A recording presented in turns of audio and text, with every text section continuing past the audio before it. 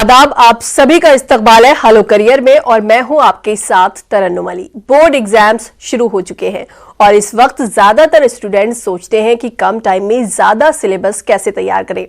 वैसे ही स्टूडेंट्स में हमेशा बोर्ड एग्जाम्स को लेकर टेंशन रहती है। हालांकि बोर्ड एग्जाम कोई ऐसे एग्जाम्स भी नहीं कि आप इसमें अच्छा स्कोर ना कर पाएं। थोड़ी सी प्लानिंग और टिप्स को अपनाकर आप बोर्ड एग्जाम्स में टॉप कर सकते हैं, अच्छे नंबर्स पा सकते हैं। तो आज हम बात करेंगे बोर्ड एग्जाम्स में आप कैसे अच्छे नंबर्स पा सकते हैं और साथ ही साथ जानेंगे कैसे एग्जाम्स में होने वाले स्ट्रेस को दूर भगाएं। और इन सब पर बात करने के लिए हमारे साथ हैं जामिया मिलिया इस्लामिया के training and placement officer doctor Rihan Khan Suri साहब। आपका इस्तकबाल है हमारे इस प्रोग्राम में। नाज़रीन, हमारे नंबर्स लगातार आपकी टीवी स्क्रीन पर फ्लैश हो रहे हैं, हमें इंतजार है आपके सवालों का। डॉक्टर रिहान खान सूरी साहब, जैसे कि मैंने कहा बोर्ड एग्जाम्स शुरू हो चुके हैं, ज़्यादातर बच्चों ने इसकी तैयारी कर ली होगी, एग्जाम्स चल रहे हैं। लेकिन एक जो बहुत अहम बात है वो ये कि जब बोर्ड एग्जाम्स होते हैं तो सबसे ज़्यादा जो प्रेशर होता है बच्चों पे वो पेरेंट्स का होता है, टीचर्स का होता है, और इस वजह से बच्चे जो होते हैं वो स्ट्रेस में आ जाते हैं। तो ये जो स्ट्रेस है इसको बच्चे दूर कैसे भगाएं? देखिए, सबसे अहम ये हो जाता है कि ख़ास तौर से मैं अपने सभी व्यूअर्स से कहना चाहूँगा कि जो बच्चे हमारे तैयारी में लगे हैं उनके ऊपर एक कहते हैं चौतरफा प्रेशर होता है। उनके पेरेंट्स का प्रेशर होता है, उनके टीचर्स का प्रेशर होता है, उनके जो पीयर एक प्रेशर होता है। उसके अलावा बहुत ही वो खुद बच्चे इतने प्रेशर में आजकल, आप ये शायद मुझे लगता है कि इस पीढ़ी को हमें ये बताने की ज़रूरत नहीं कि पढ़ाई की क्या अहमियत है जी। तो सबसे ज़्यादा रोल इस वक्त शुरू होता है हमारे पेरेंट्स का, कि पेरेंट्स जो हैं इस वक्त बच्चों की एक तरह से मदद करें, ना कि उनके लिए परेशानी खड़ी करें। बिल्कुल।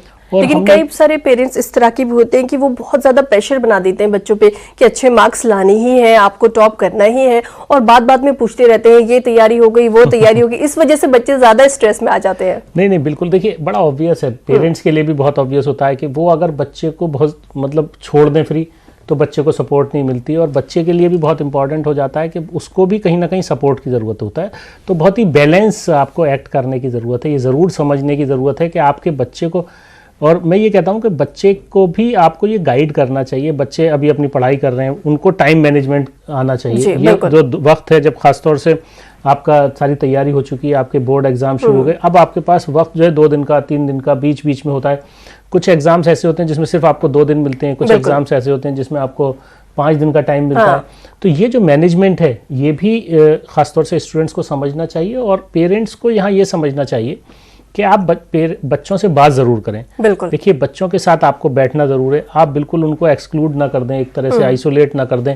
वो अपने, हो सकता है बहुत सारे बच्चों के अलग कमरे होते हैं, तो 24 घंटे बच्चे अपने कमरे में पढ़ते रहते हैं। तो आपको बच्चे से बात करनी चाहिए, बच्चों को टाइम टू टाइम। और जब बात करें तो अक्सर ये देखा गया है जी कि आप बात करने में ये पूछते हैं, बेटा तुम्हारी तैयारी ठीक है, ये पूछकर भी आप उसे प्रेशर कर रहे हैं। तो अक्सर आप कोई और बात करिए, और उसको कोशिश ये करिए कि आप क्या सपोर्ट दे सकते हैं। आप बच्चे को ये कहिए कोई टेंशन की बात नहीं है, बिल्कुल, फिर भी उसे टेंशन होगी।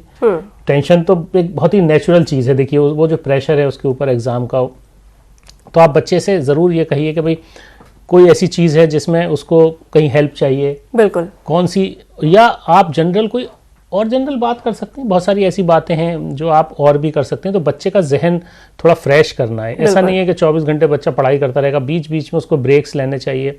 और ख़ासतौर से इसमें मैं तो ये कहूँगा कि डाइट का थोड़ा ख्याल रखना चाहिए। अच्छा, डाइट का भी इसमें रोल है, थोड़ा सा हम इस पे बात करेंगे कि डाइट का इसमें रोल क्या है। कुछ कॉलर्स हमारे साथ जुड़ गए हैं, सवाल लेते हैं। हेलो जी, बताएं क्या सवाल है? अस्सलाम वालेकुम। वालेकुम सलाम जी, मैं खुर्शीद अली कश्मीर से बोल रहा हूँ। जी खुर्शीद साहब जी, मेरा सवाल ये है कि जो 12th का मैथमेटिक्स है, और आजकल के इस दौर में मैथमेटिक्स के हवाले से हम जब बात करते हैं तो बहुत सारे बच्चे कांप रहे हैं मैथ के नाम को लेकर जी। और जब वो फिर इसकी प्रिपरेशन करते हैं तो साफ लगता है कि उनको एक डर सा रहता है। बराए करम हमें बताइएगा कि जो बच्चा मैट्रिक में 100 मार्क्स लेके, 11th में 80 मार्क्स लेके, और फिर 12th में उसका मैथ रिपेयर होता है, इसके क्या वजूहात हो सकते हैं? कहाँ पे लेक्यूना है हमारे सिस्टम में? जी, बहुत अच्छा आपका सवाल है। और ये ज़्यादातर देखा गया है कि बच्चे 10वीं क्लास में मिसाल के तौर पर बहुत अच्छा मैथ्स कर रहे होते हैं, लेकिन जब हम देखते हैं जो लेवल डिफरेंस होता है ख़ासतौर से 10वीं में और 12वीं में, वो बहुत काफ़ी होता है। तो होता क्या है कि बच्चे को बहुत ही रेगुलर एक सपोर्ट की ज़रूरत होती है, टीचिंग की ज़रूरत होती है और बच्चे को प्रैक्टिस की ज़रूरत होती है।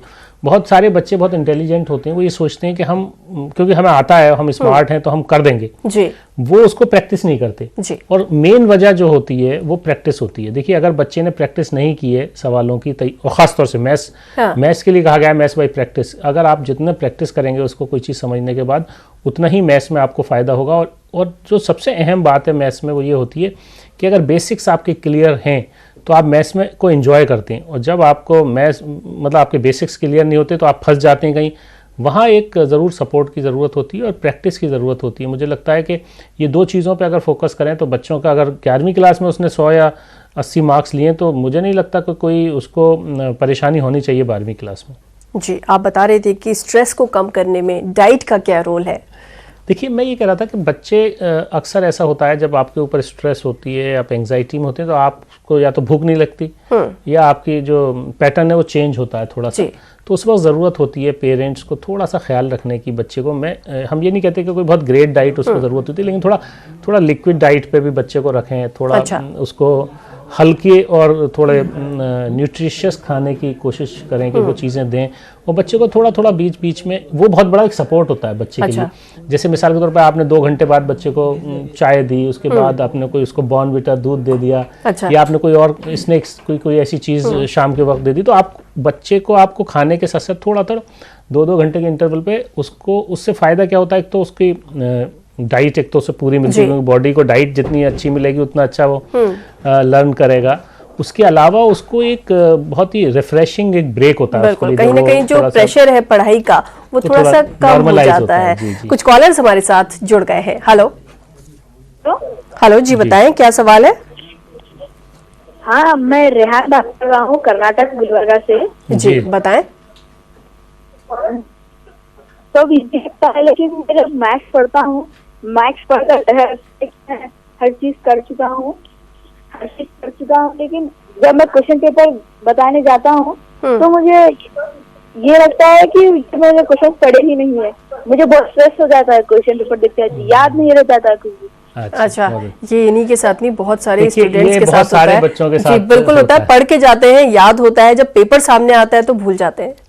देखिए इसके 2-3 तरीके हैं। हम बार बार इस बात को कहते हैं कि मैथ्स में आपको प्रैक्टिस करनी चाहिए, ये बहुत इंपॉर्टेंट होता है, क्योंकि अगर आप किसी सवाल का मतलब कोई सॉल्यूशन का तरीका जानते हैं और आपने उसको सिर्फ देखा और आपने कहा ये तो मैं सॉल्व कर सकता हूँ इस तरह से, जी, ये सोचना और उसको सॉल्व करना, दोनों में बहुत फ़र्क होता है। आपको सॉल्व ज़रूर करना चाहिए और कोशिश ये करें कि 2-3 तरह के सॉल्यूशंस, 2-3 तरह की सिचुएशंस को सॉल्व करें उसी एक ही पैटर्न को। तो आपको आगे एग्ज़ाम में जब कोई भी सवाल आएगा, तो अगर थोड़ा हटकर भी सवाल आएगा तो आप सॉल्व कर सकते हैं। बहुत बार ऐसा होता है कि आप जो सवाल पढ़ के जाते हैं वो एग्ज़ाम में नहीं होता, लेकिन सवाल का सॉल्यूशन वही होता है जो आपने किया हुआ है। जी। तो एक तो आप थोड़ा सा देखिए, आपको अपना कूल मेंटेन करना है। ख़ास तौर से अगर आपने पढ़ाई की है तो कोई भी सवाल आपके सिलेबस से बाहर से नहीं आता, ये बात ध्यान रखिए। जी। और शॉर्ट क्वेश्चंस होते हैं, लॉन्ग क्वेश्चंस होते हैं, हर लेवल का क्वेश्चन आता है, डिफ़िकल्टी लेवल भी डिफरेंट होती हैं। तो आपने अगर पढ़ाई की हुई है तो आप आराम से 70% तो कर ही सकते हैं। वो तो कहीं गया ही नहीं है आपका, ये बिल्कुल आप मान लें। अगर आप पढ़ रहे थे रेगुलर तो आपको बगैर मतलब बहुत स्ट्रेस लिए हुए भी अगर आप सवाल करते हैं तो आपको 70% आप कर लेंगे अच्छी तरह से। जी। आपको जो बाकी 30% जो थोड़ा डिफिकल्टी जिसकी हाई लेवल होता है उसको शायद, अगर आपको ये लगता है सवाल ऐसा है कि आपको नहीं आता, आप उसे छोड़िए। पहले जो आता है उसको पूरा कर लीजिए, उसके बाद आप शुरू करिए। जब आप सवाल को गौर से पढ़ेंगे और ठंडे दिमाग से पढ़ेंगे तो आपको ज़रूर, आपने क्योंकि कोई सॉल्यूशन किया हुआ है उसको जैसे ही आप करना शुरू करेंगे तो कहीं ना कहीं आप उसे हल कर पाएंगे।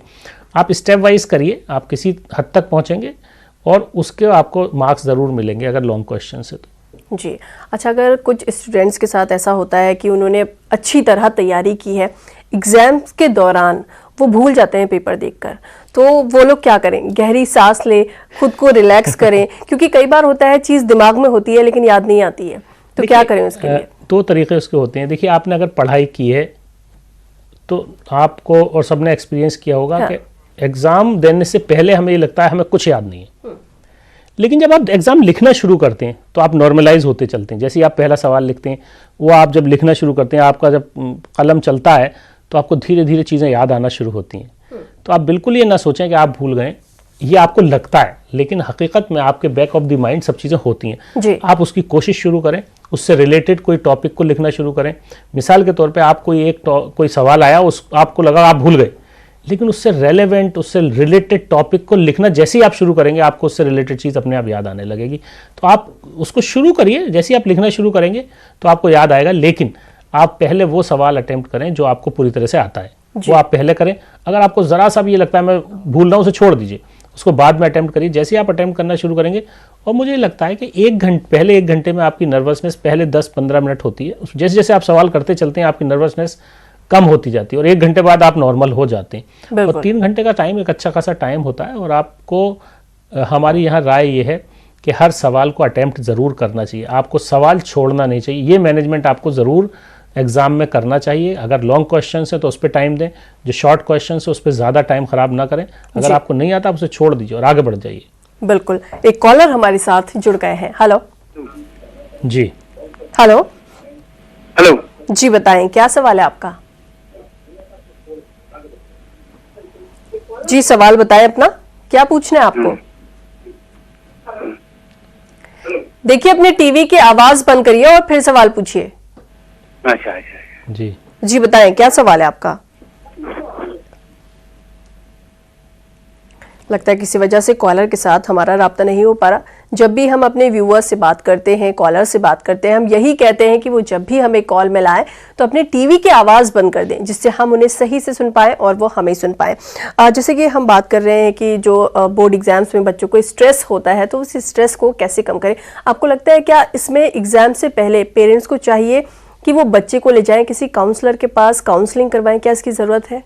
देखिए, बहुत क्लोज वक्त होता है। इस वक्त कोशिश ये करनी चाहिए कि आप उसे, कोई बहुत ज़रूरत नहीं है। इस वक्त बेस्ट काउंसलर उसके पेरेंट्स होते हैं जी, और वालिदैन हैं। अगर वालिदैन के पास वक्त है और वो मौजूद हैं घर में, तो जितना मैक्सिमम अगर वक्त आप निकाल सकते हैं अपने बच्चे के लिए, तो उसके साथ बैठे। मिसाल के तौर पे खाना साथ खाएं, बच्चे से कोशिश करें कि बच्चा वक्त पे खाना खाए, आप उसके साथ खाने बैठे, खाने पे थोड़ा सा लाइट डिस्कशन करें। ज़रूरी नहीं है कि आप 24 घंटे बच्चा सिर्फ और सिर्फ किताब के अंदर मतलब रहे, उसमें बिल्कुल अपने आप को बिल्कुल इन्वॉल्व कर ले। तो वो थोड़ा ना बाहर आने की ज़रूरत है। जब आप बच्चा रिफ़्रेश होता है ना, तो उसका जहन और खुलता है और उसकी पढ़ाई की जो प्रोडक्टिविटी कह सकते हैं उसे, वो बढ़ती है।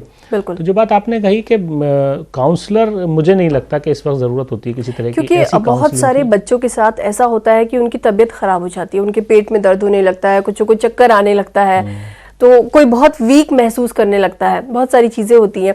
तो जिन बच्चों को खासकर ऐसा होता है, तो क्या उन्हें काउंसलिंग की जरूरत है? अगर कोई बहुत एक्सट्रीम केस है तो ज़रूर किसी प्रोफेशनल काउंसलर, ख़ास तौर से आप किसी साइकोलॉजिस्ट से मिल सकते हैं, उनसे बात कर सकते हैं, काउंसलर से बात कर सकते हैं। वो थोड़ा ईज डाउन करने की तरीके बताते हैं कि आपको ज़्यादा इस तरह की कोई ऐसी सिचुएशन है, तो वो बहुत स्पेसिफिक होती है। देखिए, वो कहते हैं ना, मैन टू मैन भी डिफ़र करती है, पर्सन टू पर्सन डिफ़र करती है। तो बहुत अहम हो जाता है कि वो एग्जैक्टली वहाँ बहुत बार कोई हेल्थ इश्यूज़ भी होते हैं, बहुत बार स्ट्रेस होता है, तो रीज़न डिफरेंट हो सकते हैं। तो ज़रूर किसी से कंसल्ट करें। लेकिन मुझे लगता है कि अगर आप बच्चे को थोड़ा सा ज़रूर ये बताएं, क्योंकि बहुत बार बच्चे ऐसे होते हैं जो प्रेशर की वजह से ये सोचते हैं अब मेरे मार्क्स कम आएंगे, क्या करूं, और बच्चे की एक्सपेक्टेशन बहुत ज़्यादा होती है। तो उस वक्त मुझे ये लगता है कि बच्चे को आप ज़रूर ये बात कहें कि, और बच्चों को भी ये बात समझने की ज़रूरत है कि अगर आपने पूरे साल पढ़ाई की है और आपने मेहनत की है तो आप नहीं भूलेंगे, ये बात बिल्कुल तय है। ये आपको लगता है कि आप भूल जाएंगे, आपको ये लगता है आपके मार्क्स पेपर अच्छा नहीं होगा। बहुत बार बच्चे इस एप्रीहेंशन में रहते हैं, अरे मेरा क्या होगा, मेरा पेपर पता नहीं कैसा होगा। अब आपने अगर पढ़ाई की है, अपना 100% किया है, तो आप जाइए, एग्ज़ाम दीजिए, और आपने जितनी पढ़ाई की है, देखिए आपका जो क्वेश्चन पेपर है वो पूरा आपका सिलेबस उसी तरह से कवर करता है जिस तरह से आपने पढ़ाई की है। इसलिए ऐसा नहीं हो सकता कि आपने अगर कोई चीज़ छोड़ दी तो वो 50% आ जाए और बाकी चीज़ें 50% आए, तो ऐसा नहीं होता। अगर आपने 10% छोड़ दिया है तो 10% ही छूटेगा आपका। बिल्कुल। और भी बात करेंगे इस पर आगे। कुछ कॉलर्स हमारे साथ जुड़ गए हैं। हेलो, कुछ और कॉलर्स हमारे साथ हैं। जी, बताएं क्या सवाल है? मैं कश्मीर से हूँ। जी, बताएं क्या सवाल है आपका? मेरा सवाल है, मेरी बच्ची उसने MS PG सोशियोलॉजी में किया है और B.Ed भी किया है। आगे उसको क्या करना चाहिए, उसके लिए मुझे गाइड करें। बिल्कुल, इनके लिए हेलो, क्या करियर मेरा के सवाल रास्ते है। हैं? जी जी हमने आपका सवाल सुन लिया। देखिए MS सोशियोलॉजी और B.Ed उनके पास सब्जेक्ट सोशल साइंसेज, जो भी सोशल स्टडीज़ के सब्जेक्ट हैं वो टीचिंग सब्जेक्ट रहे हैं और काफ़ी इसकी रिक्वायरमेंट भी होती है। ये एक अपने आप में कंप्लीट एजुकेशन कह सकते हैं हम एक लेवल तक, जहाँ पर आपको एक TGT बनने के लिए या PGT बनने के लिए आपके पास कंप्लीट एजुकेशन है। तो आप मेरी राय ये है कि उनको जो भी हमारे टीचर्स एलिजिबिलिटी टेस्ट होता है या जो भी सेंट्रल टीचर्स एलिजिबिलिटी टेस्ट है उसको वो देना चाहिए, उसको तैयारी करनी चाहिए उसकी, और जॉब में जाना चाहिए। इस वक्त टीचिंग की जो भी जॉब्स हैं उसमें बहुत अच्छे लोगों की ज़रूरत है और मुझे लगता है उन्हें अब जॉब परस्यू करनी चाहिए। जी, एक कॉलर हमारे साथ और है। हेलो हेलो जी, बताएं क्या सवाल है आपका? हाँ, मेरा ये सवाल है कि मुझे काना के पेपर में बहुत स्ट्रेस फील होता है। क्या होता है? जी बताएं। देखिए, अपनी टीवी की आवाज पहले आप बंद करें। जी बताएं। जी, सवाल बताएं, क्या सवाल? हेलो, जी बताएं, सवाल बताएं, क्या सवाल है आपका? मुझे कन्नड़ा के पेपर में बहुत स्ट्रेस फील होता है। ऐसा जैसा कन्नड़ा पेपर सामने आ जाता है, सारे क्वेश्चन जो भी आते थे सब भूल जाते हैं। अच्छा, ठीक है, समझ गए। देखिए, ये आपके साथ नहीं होता, ये बहुत सबके सारे साथ लोगों के साथ होता है। जी, जब भी कोई एग्जाम देने जाता है, मैं भी अगर आज कोई एग्जाम देने जाऊंगा तो मुझे भी एक नर्वसनेस फील होगी, मुझे भी ये लगेगा पता नहीं क्या होगा, क्योंकि एग्जाम एक एग्जाम होता है। एग्जाम हर लेवल पे सबको अपने अपने डिफरेंट तरह की नर्वसनेस होती है। आपको होती है तो कोई वो नेचुरल है, लेकिन उसको हैंडल कैसे करें, आपको हम बार बार ये बात बताते हैं अपने बच्चों को भी, और हम ये अपने सब व्यूअर्स को भी बताना चाहते हैं कि आप एक तो पूरे क्वेश्चन पेपर को पढ़ने की कोशिश ना करें। आपके पास जब क्वेश्चन पेपर आता है तो क्वेश्चन पेपर का पहला सवाल लें, अगर आपको आता है तो उसका आंसर लिखें, नहीं आता तो दूसरा अटेम्प्ट करें, तीसरा अटेम्प्ट करें, चौथा अटेम्प्ट करें। इसी तरह से आप सीरीज में चलते चलें, क्योंकि बहुत सारे बच्चे ऐसा होता है पूरा क्वेश्चन पेपर पढ़ने लगते हैं और उन्हें जो चीज़ें नहीं आती हैं उसकी स्ट्रेस और ज़्यादा हो जाती है। तो ये बहुत नेचुरल है कि आप नर्वस होंगे, आपको स्ट्रेस होगा, लेकिन उसका तरीका ये है, क्योंकि आपने तैयारी देखिए, जिसने जितनी तैयारी की है उसका एग्ज़ाम वैसा ही होगा। अगर उसने सारा सिलेबस कवर किया हुआ है और खूब रिवीजन किया हुआ है, प्रैक्टिस की हुई है, तो उसका पेपर 100% होगा। और जिसने नहीं किया है, वो जिसने 90% किया उसका 90% होगा। तो ये बात बिल्कुल आपको पता होना चाहिए। आपने जितनी तैयारी की है इंशाल्लाह आपको उस हिसाब से आपका पेपर अच्छा होगा। आपको कोशिश ये करनी चाहिए कि बहुत ही नीटली आपको अपना जो क्वेश्चन जो आप आंसर कर रहे हो आंसर शीट में बहुत साफ साफ लिखिए। क्वेश्चंस के जो नंबर्स हैं वो बहुत प्रॉपर लिखिए। आप एग्जामिनर को, जो आपकी कॉपी चेक करेगा, जो एग्जाम आपका जो आंसर शीट चेक करे, एवेल्युएट करते हैं, उनको कंफर्ट दीजिए। उनको बहुत गंदगी आपकी जो क्लटर्ड नहीं होना चाहिए, साफ लिखिए। कोई चीज़ काटिए तो उसको काट दीजिए, दोबारा से लिख दीजिए। इसका ख्याल रखिए। अगर आप ये करेंगे तो इंशाल्लाह आपने जो चीज़ लिखी है उसके आपको पूरे से पूरे मार्क्स मिलेंगे, खासतौर से डिस्क्रिप्टिव आंसर्स में। जी, एक कॉलर हमारे साथ और जुड़ गए हैं। हेलो, अस्सलाम वालेकुम। वालेकुम सलाम, बताइए क्या सवाल? कश्मीर से। जी मुदस्सिर जी, एक्चुअली मैं इनसे पूछना चाहता हूँ, मैंने किया था PG किया था रूरल डेवलपमेंट मैनेजमेंट RDM में, तो आगे क्या ऑप्शन रहेगा बेस्ट? ठीक है जी, देखिए, रूरल डेवलपमेंट मैनेजमेंट में 2-3 चीज़ें बहुत अहम हैं। ख़ासतौर से आजकल रूरल मार्केटिंग का बहुत ज़माना है और मुझे लगता है कि बहुत सारी वो कंपनीज, अगर आप जॉब में जाना चाहते हैं तो अगर आपने PG किया है तो आपके लिए बहुत अच्छा हो जाता है। जो कंपनीज ख़ासतौर से इस तरह के प्रोडक्ट्स बनाती हैं जो जिनके लिए रूरल एरियाज़, जिनकी बड़ी मार्केट है, उस तरह की कंपनीज़ को आप टारगेट करें। वो इस तरह के लोगों को ज़रूर देख रहे हैं जहाँ पर रूरल मार्केटिंग, रूरल जो ख़ासतौर से सेल्स में जो आपकी एनालिसिस या सर्वेज होते हैं जो उनको करने होते हैं उसकी ज़रूरत होती है। तो उस तरह की ऑर्गेनाइजेशन आपको जॉब ऑफ़र कर सकती हैं। इसके अलावा अगर आप अपनी पढ़ाई कंटिन्यू करना चाहते हैं तो मुझे लगता है कि PhD आपको कर सकते हैं और उसके बाद फर्दर रिसर्च में या फर्दर टीचिंग में आपके लिए एक अच्छा ऑप्शन हो सकता है। जी, अच्छा, कई बच्चों के साथ ये होता है कि उन्होंने बहुत अच्छी तरह से तैयारी की हुई होती है, उन्हें याद होता है सब कुछ, लेकिन जो आंसर लिखने की टेक्निक है उसके बारे में उन्हें मालूम नहीं होता है। तो क्योंकि इतनी अच्छी तैयारी के बाद भी वो उस तरह से पेपर नहीं दे पाते, उस तरह से आंसर्स नहीं लिख पाते, तो थोड़े उनके नंबर्स कम आते। वहीं एक दूसरा स्टूडेंट है जिसे टेक्निक पता है कि आंसर्स कैसे लिखने हैं, उसके नंबर ज्यादा आते हैं। तो कितना जरूरी है कि आपको ये टेक्निक आनी चाहिए कि आंसर आपको कैसे लिखने हैं। देखिए, आपको आंसर बिल्कुल पॉइंट टू पॉइंट लिखने चाहिए। जो डिस्क्रिप्टिव क्वेश्चंस होते हैं उनको ज़रूर आपको जो सवाल जिस तरह का पूछा गया है उससे रिलेटेड आपको लिखना चाहिए। लेकिन बहुत बार ऐसा होता है कि आपने कोई सवाल डिस्क्रिप्टिव क्वेश्चन है और आपको उसका जवाब पूरी तरह से जैसे आप भूल गए, आप मिस कर रहे हैं कहीं, तो आपका तरीका उसमें यह होना चाहिए कि आप उससे रिलेटेड कोई चीज़ लिखना शुरू करिए और कहीं ना कहीं आप जो उससे रिलेट कर पाएँ उस क्वेश्चन को, वो आपको लिखना चाहिए। जैसे मैंने बताया कि थोड़ा नीटली लिखना चाहिए, स्टेप वाइज, पॉइंट वाइज सब लिखना चाहिए। अगर मार्क्स उसके ज़्यादा हैं, उसी तरह से उसका डिस्क्रिप्शन उसी तरह से लॉन्ग होना चाहिए, शॉर्ट डिस्क्रिप्शन शॉर्ट होना चाहिए। तो इस तरह का, और मुझे लगता है देखिए ज़्यादातर बच्चे हमारे जो प्री बोर्ड्स लिखते हैं उनको ये चीज़ बताई भी जाती है, उनके टीचर्स बताते हैं उनके पेपर्स को देख के कि आपने यहाँ पर गलती की है। अगर आपने कहीं आपके मार्क्स कम आए हैं और आपको आता था तो आप ज़रूर उस चीज़ को एक बार रिव्यू कर लीजिए, किसी टीचर से अपने बात कर लीजिए, उन्हें दिखाइए कि मेरे प्री बोर्ड्स में जबकि मुझे आता था फिर भी कम मार्क्स आए। तो मुझे लगता है कि आपके लिए बहुत ही स्पेसिफिकली आपको ये अंदाज़ा हो जाएगा आप कहाँ गलती कर रहे हैं। बिल्कुल। कुछ और कॉलर्स हमारे साथ जुड़ गए हैं। हेलो हेलो हेलो जी, बताएं क्या सवाल है। Good afternoon ma'am. Good afternoon, बताइए क्या सवाल है जी, आपका। मैं शारिक बोल रहा हूँ कश्मीर से। जी शारिक साहब बताइए। जी बताएं क्या सवाल है आपका। मैंने बीएससी कर रखा था with botany and zoology subjects. अच्छा। तो मेरे पॉसिबल कैरियर ऑप्शन क्या हो सकते हैं। जी ओके, देखिए मैं तो यहाँ आपको सजेस्ट ये करूँगा कि आपको अपना मास्टर्स करना चाहिए, और अगर आप अपना साइंस में ही अपनी कंटिन्यू करना चाहते हैं तो आप लाइफ साइंसेज एक आपके लिए अच्छा ऑप्शन हो सकता है। उसमें अपनी आप मास्टर्स कंटिन्यू कर सकते हैं और रिसर्च में जा सकते हैं, उसके बाद पीएचडी कंटिन्यू कर सकते हैं आप। दूसरी जो अहम चीज़ है, अगर आप अपना शिफ्ट करना चाहते हैं मिसाल के तौर पर, क्योंकि बीएससी बाद बहुत ऑप्शंस होते हैं, आप किस तरफ जाना चाहते हैं, आपका इंटरेस्ट क्या है, करियर ऑप्शंस आपके पास बहुत सारे हैं। और साइंसेज में अगर आप जाएँ तो अगेन जैसे मैंने बताया कि टीचिंग, रिसर्च, उसके अलावा बहुत सारे इस तरह के प्रोफाइल्स होते हैं जिसमें आप जॉब्स में साइंस में ही रहते हुए किसी और तरह के काम कर सकते हैं।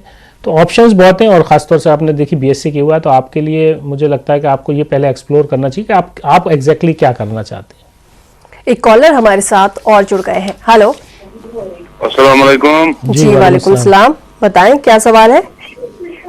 हम कश्मीर से हैं मैम। जी हमारा सवाल है। जी सवाल जी पूछिए। बताएं। जी हाँ, बताएं। हमारा सवाल यही है, जो नीट के एग्जाम में बच्चे पढ़ते हैं, इनको किस तरह पढ़ना है। जी ठीक है। ठीक है, देखिए नीट का जो ख़ास तौर से एग्ज़ाम होता है, वो जो एमबीबीएस के ख्वाह हैं जो ख़ास तौर से चाहते हैं एडमिशन लेना या बीडीएस में या एमबीबीएस में, जो मेडिसिन साइड से बच्चे होते हैं उनको, तो ये एक बहुत ही कहते हैं जिसमें एक हाई लेवल कंपटीशन ख़ास तौर से माना जाता है कि नीट में एक सबसे ज़्यादा कह सकते हैं कि टफेस्ट एक कंपटीशन होता है, ज़्यादा लोग अपीयर होते हैं और सीट्स कम है, तो उस प्रोपोर्शन में तो ज़ाहिर है इसके लिए बहुत ही एक मुझे लगता है कि एक गाइडेंस की ज़रूरत होती है, ज़्यादा मेहनत की ज़रूरत होती है। लेकिन जो बच्चे 12वीं क्लास में जिन्होंने वाइडली पढ़ा है अपने सिलेबस को, तो उनको सिर्फ एक गाइडेंस चाहिए कि किस तरह से प्रोफेशनली हम हैंडल करें जब सवाल किस तरह से आते हैं। तो आपको पुराना पैटर्न ज़रूर देखना चाहिए उस तरह के, क्योंकि अभी जो टाइम है वो ये है कि अभी एग्ज़ाम के बाद जो टेस्ट सीरीज़ हैं वो देख लें, अगर उसको ले लेंगे तो उन्हें आइडिया हो जाएगा किस तरह के सवाल होते हैं, किस तरह से हैंडल करना चाहिए। फिज़िक्स पे थोड़ा ज़्यादा फोकस करेंगे तो ज़्यादा उसमें क्वालिफाई करने के चांसेस अच्छे होते हैं। ये मैं बता रहा था जी। और मैं एक बात और कहना चाहता हूँ ख़ास तौर से कि देखिए इस वक्त बच्चे ज़्यादातर एग्ज़ाम दे रहे हैं, प्रेशर एग्ज़ाम का है, लेकिन हमें अभी ये नहीं भूलना चाहिए कि इसके फ़ौरन बाद उनको यूनिवर्सिटीज़ में जाना या कॉलेज में जाना। बिल्कुल, मैं इसी पे आपसे बात करने वाली थी। जैसे कि जामिया मिलिया इस्लामिया के एंट्रेंस फॉर्म्स आ गए हैं, तो इनकी आखिरी डेट, लास्ट डेट कब तक है, और अगर कोई फॉर्म फिल कर रहा है किसी चीज़ के लिए, किसी कोर्स के लिए, तो उसको किन चीज़ों का ख्याल रखना चाहिए। बिल्कुल सही कहा, जामिया मिलिया ने अपने जो एडमिशन्स के जो फॉर्म्स हैं वो अनाउंस कर दिए हैं और ख़ास तौर से वो ओपन है ऑनलाइन ये एप्लीकेशन सबसे पहले आप समझ लें कि ऑनलाइन आप अप्लाई कर सकते हैं। आप हिंदुस्तान या दुनिया के किसी भी कोने में हैं तो आप अप्लाई कर सकते हैं, और अप्लाई करने में आपको मुश्किल से मुझे लगता है आधा घंटा लगेगा, उससे ज़्यादा वक्त नहीं लगेगा, और बल्कि 15 मिनट में भी आप अप्लाई कर सकते हैं। आप कुछ चीज़ें रेडी अपनी रखिए। जैसे कि आपने लास्ट डेट की बात कही, तो ये तकरीबन 25 मार्च तक अवेलेबल रहेंगे फॉर्म, तो आपके पास वक्त बहुत है। लेकिन मुझे लगता है कि पेरेंट्स को ये थोड़ा सा जिम्मेदारी ले लेनी चाहिए कि बच्चे के जिस जगह आपको फॉर्म्स भरने हैं, जिन कोर्सेज के लिए फॉर्म्स भरने हैं, वो आप भर दें। 2-3 चीज़ें मैं यहाँ और रिहान खान सूरी साहब, माजरत के साथ मैं आपको यहाँ पर रोकना चाहूंगी, हमारे पास वक्त थोड़ा सा कम है। आपका यहाँ आने के लिए, तमाम कॉलर्स के सवालों का जवाब देने के लिए बहुत बहुत शुक्रिया। शुक्रिया। नाजरीन, फिलहाल हमें दीजिए इजाजत, आपसे फिर मुलाकात होगी। आदाब।